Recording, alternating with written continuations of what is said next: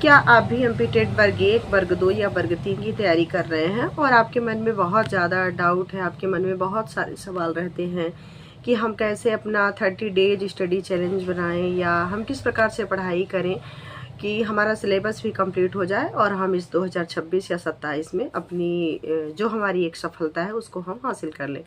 तो यहाँ पे हम बात करेंगे कि जैसे चाहे आप वर्ग 1 की तैयारी कर रहे हो, वर्ग 2 की या वर्ग 3 की तैयारी कर रहे हो, सबसे पहले आपको क्या करना है कि अपने सिलेबस पे ध्यान देना है कि हमारा सिलेबस क्या है और हमारे सिलेबस में क्या क्या दिया गया है, क्या क्या आ सकता है। तो सबसे पहले आप अपना एक सिलेबस तैयार करें और सिलेबस को अपने ध्यान में रखते हुए सिलेबस का प्रिंट आउट ज़रूर निकलवाएं। उसके बाद जैसे ही आपका मतलब अपना सिलेबस कंप्लीट मतलब समझ में आ जाता है कि हमारा सिलेबस क्या है, तो उसके बाद आप अपनी बुक लिस्ट को मतलब बुक लिस्ट आप तैयार करें कि हमें कौन सी बुक लेना है और कौन सी बुक ज़्यादा अच्छी होगी, हम किस बुक को पढ़ें ताकि हमारा जो सिलेक्शन है वो हो जाए। तो आपको दूसरे नंबर में क्या करना है कि आपको अपनी बुक लिस्ट तैयार करना है। आप किसी शॉप पे जाएं और वहाँ से कुछ बुक्स वगैरह लाएं जो आपके लिए यूजफुल है। बहुत सारी अच्छी अच्छी बुक्स हैं। तो अगर मैं बुक लिस्ट को मेंशन करूं या बुक के बारे में बताऊं, तो जहां तक मुझे आइडिया है, मैं जानती हूं, तो एनसीईआरटी बेस्ट बुक जो है वो सबसे ज़्यादा बेस्ट होती है, क्योंकि उस पे ना जितने भी चैप्टर रहते हैं, जो भी उसकी टॉपिक्स हैं, जो भी उसके वर्ड्स हैं, वो मतलब बहुत इजली रहते हैं। और मुझे आज तक ना इतनी ज़्यादा गलती भी नहीं दिखी कि एनसीईआरटी कभी भी आपको बाई मिस एक आध गलती मिलेगी। बाकी एनसीईआरटी जो है वो आपके लिए सबसे ज़्यादा बेस्ट है। तो आप बुक लिस्ट को आप तैयार करिए अपने पास। जैसे आपके पास सबसे पहली प्रायोरिटी आपके पास एनसीईआरटी की बुक होनी चाहिए। दूसरी, एनसीईआरटी के अलावा जो भी आपको ऐसा लगे, आपको कोई सजेस्ट करता है कि हाँ इनकी बुक बहुत अच्छी है, तो आप उस बुक को ले सकते हैं। यानी कि एक आध दो बुक आप अपने पास रख सकते हैं जो कि एडवांस लेवल की आती है। तो आपका सिलेबस भी हो गया और आपकी बुक लिस्ट भी हो गई, आपने बुक भी परचेस कर लिया। अब आपको तीसरी चीज़ क्या करना है? तीसरी चीज़ आपको अपना टारगेट बनाना है। ठीक है, अपना आपको गोल बनाना है। टारगेट ये बनाना है कि आज अगर हम 2 घंटे पढ़ाई कर रहे हैं तो कल हमारा 2 घंटे, परसों हमारा 2 घंटे, और तीसरे दिन हमें कोशिश ये करना है कि हमारा 2 से 2 घंटा 20 मिनट हो जाए या 2 घंटा 15 मिनट हो जाए। यानी सबसे पहले आपका ये गोल फिक्स होना चाहिए कि हमारा जो टाइम टेबल है वो इंक्रीज ही हो, हमें डिक्रीज नहीं करना है, हमें घटाना नहीं है, बढ़ाना ही है। सबसे पहली बात। दूसरी चीज़ ये कि आपको ये मतलब ठान के चलना है कि हमें ना स्किप नहीं करना है। हम चाहे थोड़ा थोड़ा ही करके पढ़ें, क्यों ना, हमारे पास टाइम नहीं है तो हम एक ही टॉपिक पढ़ें, थोड़ा सा ही पढ़ें, लेकिन हाँ ये है कि हमें स्किप नहीं करना है, हमें अच्छे से पढ़ाई करना है और फुल फोकस के साथ पढ़ाई करना है। जितना टाइम हमें बचेगा, हमें टाइम को चुराना है, टाइम को निकालना है और उसी टाइम पे हमें एक अच्छी सी स्ट्रेटजी बनानी है और उस स्ट्रेटजी पे हमें काम करना है और मेहनत करना है। देखिए, इससे क्या होगा कि जब आप ना एक अपना पहले टारगेट बना लेंगे, अपना गोल बना लेंगे और उस पर जब काम करेंगे, तो आपको कहीं ना कहीं एक डेली टेंशन रहेगी कि हमने इतना पढ़ा है, कल हमें टाइम को बढ़ाना है। ठीक है, फिर हमें परसों टाइम को और देना है, फिर नरसों के दिन हमें थोड़ा सा और टाइम देना है।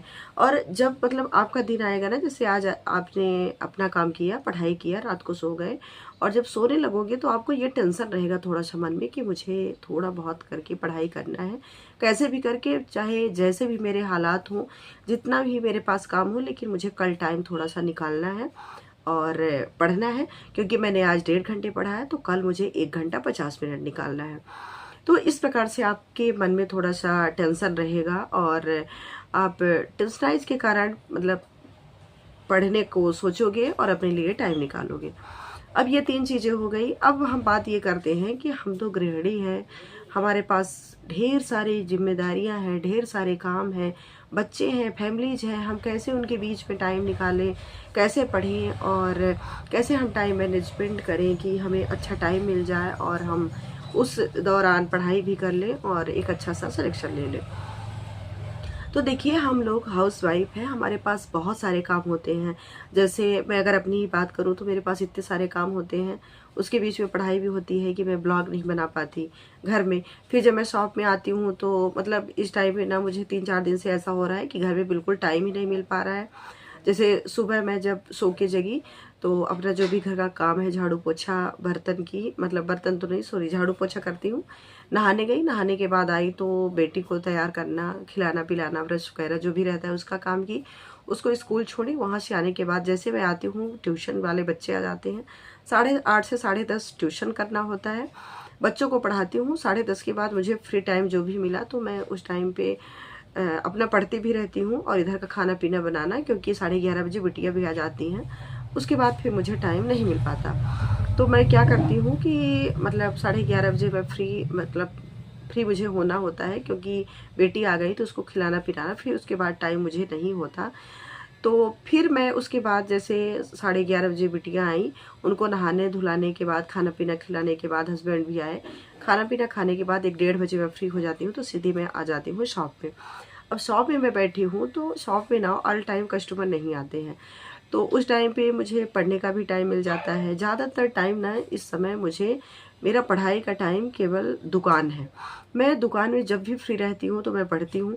अब इस टाइम पे मेरे घर में व्लॉग भी नहीं बन पा रहे हैं, तो मैं कोशिश यही करती हूँ कि दुकान में व्लॉग बनाऊँ, क्योंकि व्लॉग में मुझे स्किपिंग नहीं करना है, कोई भी स्किप नहीं करना है, चाहे मैं जहाँ भी रहूँ, जैसे भी रहूँ, मुझे जैसे भी कंडीशन में व्लॉग बनाना पड़े, लेकिन मैं बनाऊँगी, करूँगी, क्योंकि मेहनत करना है। अगर मैंने सोचा है कि 2026 में मैं सक्सेस होऊंगी, मुझे अर्निंग करनी है यूट्यूब से, तो मेहनत करनी पड़ेगी, चाहे हालात मेरे जैसे हों।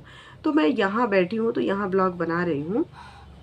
उसके बाद जैसे ही मेरा ब्लॉग बन जाएगा तो मैं फिर पढ़ाई करूँगी, और पढ़ाई करने के बाद जैसे 4 बजे फिर मैं यहाँ से फ्री होके मैं चली जाऊँगी घर। 4 से फिर बच्चे आ जाते हैं, तो शाम टाइम का जो शिफ्ट मेरा चलता है वो 4 से 6:30 बजे तक चलता है। तो 4 से 6:30 मैं पूर्ण रूप से बच्चों के बीच में मैं बिजी रहती हूँ। उस टाइम पे ना तो मैं उठ सकती, ना तो कोई घर का काम कर सकती, और ना ही मैं अपने लिए टाइम निकाल सकती। वो केवल मैं बच्चों को देती हूँ, सुबह का 2 घंटा पूरा और शाम का 2.5 घंटा, यानी 4.5 घंटे मैं पूरा ट्यूशन में टाइम को स्पेंड कर रही हूँ।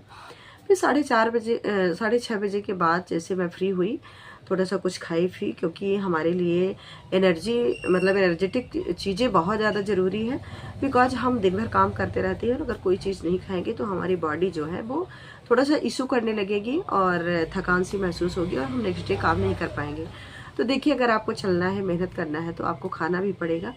तो थोड़ा बहुत खाई पी, उसके बाद फिर मैं 6:30 बजे 7 बजे तक मैं फिर आ जाती हूँ शॉप में। तो 7 बजे से 9, 9:15, जैसे जिस दिन दुकान की जो भी हालत रहती है, जैसे रहती है, तो 9, 9:30, और जब तो बढ़िया फेस्टिवल का सीज़न चलता है, लगन का सीज़न चलता है, तो 10 भी बज जाते हैं। वो तो समय समय की बात है। तो फिर 9 बजे तक मैं फिर यहाँ बिजी रहूँगी। फिर उसके बाद जाऊँगी तो खाना पीना, थोड़ा सा बिटिया को भी टाइम देती हूँ, क्योंकि अभी वो छोटी है। अभी ना वो छोटा सा पौधा है, अभी मैं जैसे उसको पालूंगी ना वैसे वो पलेगी, वैसे वो बड़ी होगी। तो हमें बच्चों को भी टाइम देना होता है। तो मैं जो यहाँ पे मैं कह रही थी आपको कि आप एक हाउस वाइफ हैं, आपके पास बहुत सारे काम हैं, तो आप इतना काम कर रही हैं। जैसे मैं अपना एक एग्जांपल दे दी कि इन कामों के बीच बीच में आपको समय निकालना है, और उस समय को आपको अपने पढ़ाई के अंदर यूज करना है।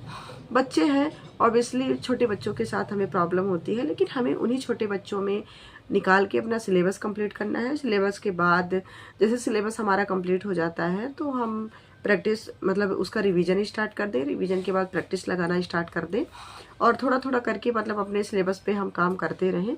हमारा घर का काम भी हो जाएगा, बच्चे भी हमारे पल जाएंगे, बच्चे भी अच्छे हो जाएंगे, और हमारी जो स्टडी है वो भी बढ़िया हो जाएगी।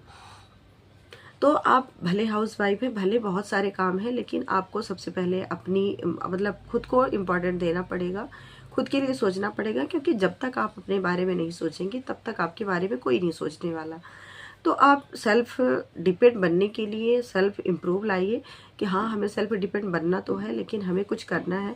देखिए, अगर आप घर के काम के साथ साथ लेटी हैं, घर का काम की उसके बाद लेटी हैं और फ़ोन में बस स्क्रॉल कर रही हैं, कोई मेहनत नहीं करना है, तो इससे ना ये आने वाला नहीं है।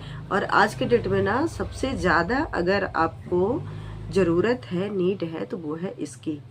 क्योंकि अगर आपके पास रुपया है तो आपकी पहचान है, अगर आपके पास रुपया नहीं है तो आपकी कोई पहचान नहीं है। तो आपको अपनी अगर पहचान बनानी है, लोगों से अच्छे रिलेशन रखने हैं, तो आपके पास मनी होना ज़रूरी है। तो उसके लिए आप काम करिए, मेहनत करिए, और स्टडी को कंटिन्यू ज़रूर रखिए, चाहे आप जहाँ भी हों, जैसे भी हालत में हो। मैं ये नहीं कहती क्योंकि मेरे पास टाइम नहीं मिलता, तो मैं दूसरे का भी समझती हूँ। मेरे पास इतना टाइम नहीं है कि मैं केवल स्टडी रूम में स्टडी टेबल में बैठ के स्टडी करूँ। तो मेरा स्टडी रूम एक ये भी है, यहाँ भी मैं बैठ के पढ़ाई 2-3 घंटे बहुत अच्छे से कर लेती हूँ। तो आप इस प्रकार से मेहनत करिए और सेल्फ इम्प्रूव लाइए। ऐसा नहीं है, मेहनत अगर लगातार करेंगे तो आपको ज़रूर मतलब सफलता मिलेगी। तो अब हम इसी के साथ करेंगे वीडियो को, क्योंकि बात करते रहेंगे तो बहुत लंबी बातें हो जाती हैं। अगर हम सोचें कि थोड़ा थोड़ा बताएं ना, तो वो थोड़ा थोड़ा भी बहुत ज़्यादा हो जाता है। पर कोशिश करती हूँ कि हर चीज़ मैं शॉर्टली ही बताऊँ और आपको समझ में भी आ जाए, आप समझ भी लो। तो वीडियो को करेंगे और फिर मिलेंगे आपको नेक्स्ट मोटिवेशनल वीडियो के साथ और नॉलेजेबल वीडियो के साथ। तो आज के लिए बस इतना ही। Thank you so much. और अगर वीडियो पसंद आती है तो प्लीज़ एक प्यारा सा कमेंट ज़रूर करिएगा, क्योंकि अगर आपका कमेंट आता है तो थोड़ा सा मुझे भी हौसला मिलता है। तो bye bye and all the best everyone.